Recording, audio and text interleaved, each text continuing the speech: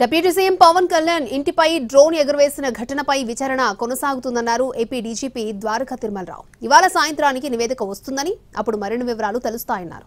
Drone ఎగరేస్తే కఠిన చర్యలు తప్పవన్నారు. మరోవైపు విజయనగరం ఏజెన్సీలో పవన్ పర్యటనలో నకిలీ పోలీస్ అధికారి డ్రోన్ ఘటనలను వేరువేరుగా చూస్తున్నామన్నారు డీజీపీ.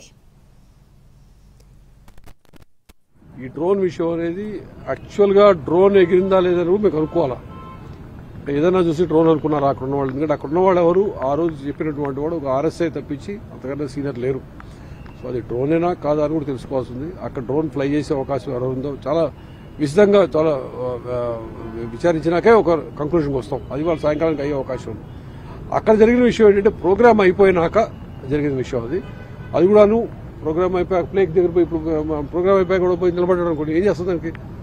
పిచ్చోడు నిలబడచ్చు, మంచోడు నిలబడచ్చు, దొంగ నిలబడచ్చు. అట్లా ఏదైనా జరగడం తప్పించి ఎందుకు జరిగిందని చూస్తున్నాం. ఆ ప్రోగ్రాంలో మాత్రం ఎదురైనటువంటి సెక్యూరిటీ ల్యాబ్స్ జరగలేదు ఏజెన్సీ అనుకుంటున్నారు. ఏది అయినప్పటికీ ప్రతి చిన్నదాన్ని ప్రతి విషయాన్ని మేము చాలా సీరియస్గా చూస్తున్నాం.